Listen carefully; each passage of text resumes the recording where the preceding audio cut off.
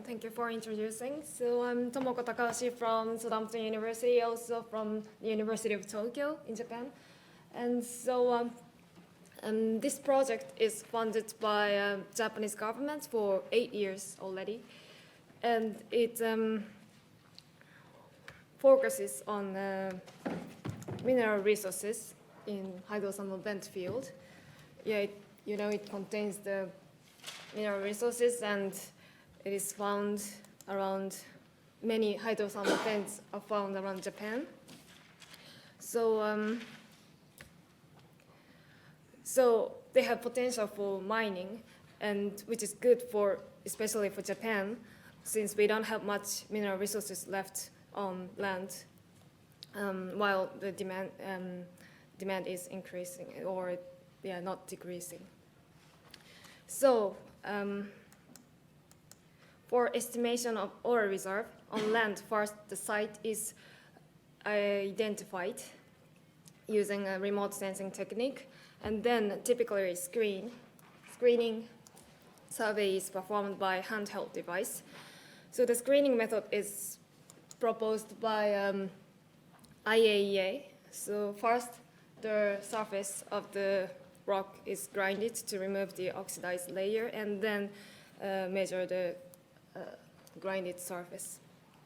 So then the site can be narrowed down, and the detailed analysis of samples and cores are performed. So the oil reserve is determined. But in the deep sea, so screening method is not available at all. So to estimate the oil reserve, so far only possible way is analyze the sampled rocks, which takes a long time and large equipment compared to the mining on land. Also, time of sampling is limited by ship time or equipment and weather. Then the motivation of this project is to develop a screening method for deep sea mining to increase the efficiency of survey. So we use laser-induced breakdown spectroscopy, LIBS. So LIBS is an atomic emission spectroscopy. So when you focus on a high-power pulse laser on a target, small plasma is generated, and in the plasma, atoms and ions are excited, and when they come back to the ground state, they emit the specific wavelengths of light. So using the spectrometer, you can know which elements are contained in the target. So this technique is often applied to remote sensing. For example, like Mars rover has this LIBS system for measurement of rocks there. So for underwater measurements, double pulse technique has been often applied. So first pulse is irradiated to make an air bubble, and then the second laser pulse is irradiated in the bubble. So then the plasma can expand in the bubble, so well-resolved spectra can be observed. But it is affected by the water pressure, so the signal is degraded when the surrounded pressure is increasing. So can be applied up to 15 megapascal, equivalent to 1,500 meters depth. Then we found that a pulse with longer duration compared to the conventional one, long pulse, is effective to underwater lifts at high pressure, even up to 3,000 meter depth pressure. No signal degradation seen. So using this long pulse technique, we developed our first prototype LIBS analyzer, Chemicom.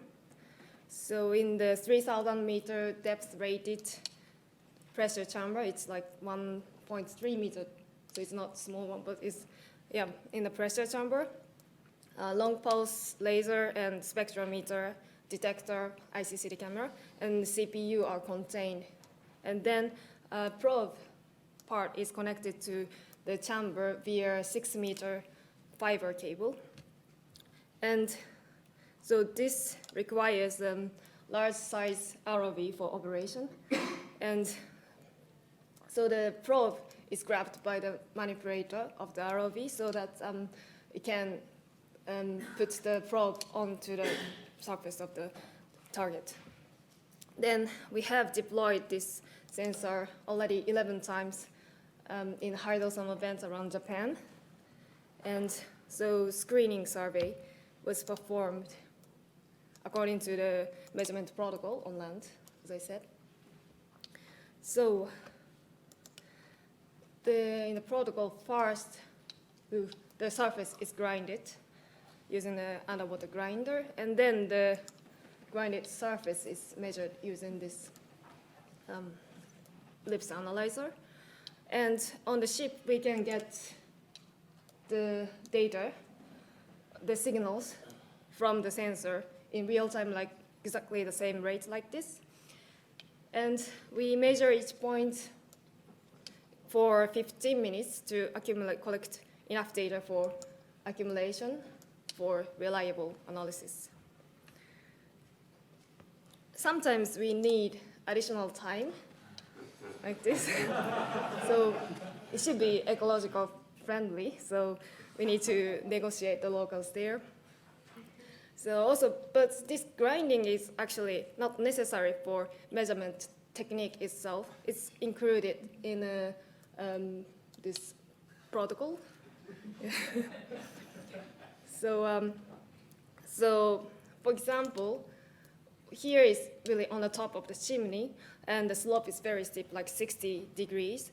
But so ROV landing is very difficult. But so technically, so you don't need grinding, or here it's very difficult to collect samples even. But so this LIBS analyzer can measure the surface of the rock without grinding. Okay, so so we can get signals like this in this area. And these are the spectra obtained in different location in around hydrothermal vent place, so like chimney and shoulder of the mound and base.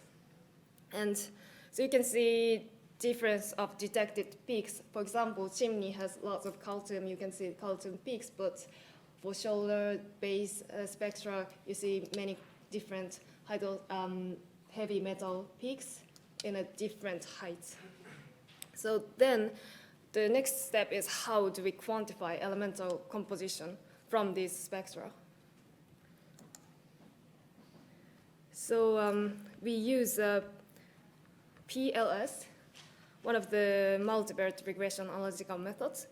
And so PLS can learn the correlation between features in the spectra and composition data set and build a calibration model by extracting some important features from these data. So spectra taken from the rocks submerged in seawater and their composition data were used for PLS calibration model for deep sea rocks. And so 29 rock data is used for making a calibration model. So this indicates, x-axis indicates the actual concentration of sampled rock determined by ICP-MS, and then y-axis indicates the calculated composition of each rock by LIBS or PLS methods. And the relative error was roughly 20%. And then using this model, so copper and zinc, lead compositions were quantified from the signals obtained in 23 points in a hydrothermal vent field. So each point, 70 spectra were accumulated and used for PLS quantification. And left-hand side figures, maps shows the validation data, quantitative data of sampled rocks. And then using ICP-MS, we quantified the composition. And then the right side shows quantification data using PLS calibration model. So you can see similar trend between these two data. Like for example, zinc So these parts are rich, and it is expressed in the INSTITU data also. So its quantitative results has some similar trend in the sampled data. But of course, there are some data are not corresponding each other. It comes partly from inhomogeneity of rocks. So ICP-MS use like a milligram order sample, but LIBS, so the LIBS can measure only small amounts of samples per shot, like nanogram order per shot.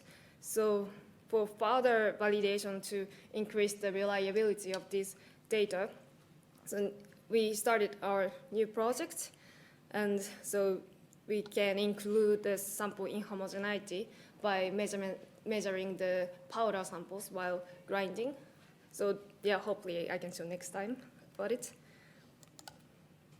So as a conclusion, so application of LIBS to elemental of deep sea rocks is introduced, and then development of 3,000 meter depth rated LIBS device is introduced, and we deployed it 11 times already at 1,000 meter depth in the deep sea, and succeeded in sea trials and confirmed that sensor works robustly.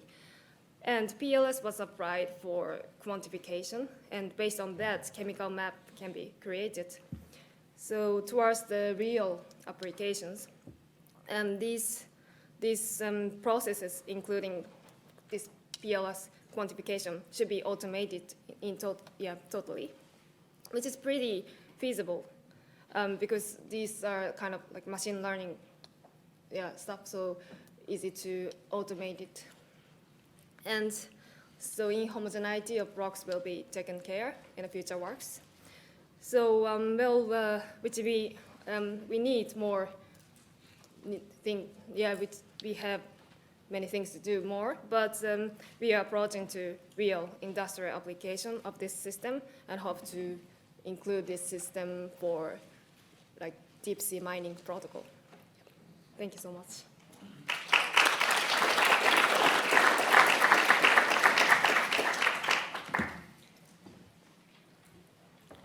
Thanks very much. So any questions on that technique for seafloor exploration?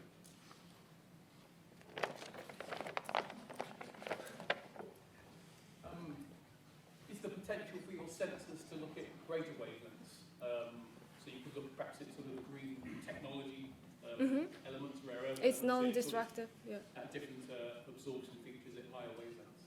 It's emission spectroscopy, so Okay. kind of so it's non-destructive. But can you look at wavelengths beyond 590, or is that your limit at the moment? It's possible because it's possible. Yeah. And it would work on materials of any consistency, even on unconsolidated material. What? Sorry. It would work on Any kind of material of any consistency, so even unconsolidated material. So soft sediment, metalliferous sediment? Yes. Technically yes, but we have some problem for that. Like so you mean sediments? Yeah. Like it can blow out when you irradiate the laser. So Right. but it's possible. Yeah. And just a quick question, how challenging when you're hovering with an ROV is it to get a measurement? Because getting an in situ sample when you're hovering with an ROV is near impossible. So I just wonder how stable the platform is. Well, our current system has, so it needs to be, the focal length is very short, and it should be really, we need to come closer. But we have a linear stage for that, so we can like, adjust. Right. So For the movement.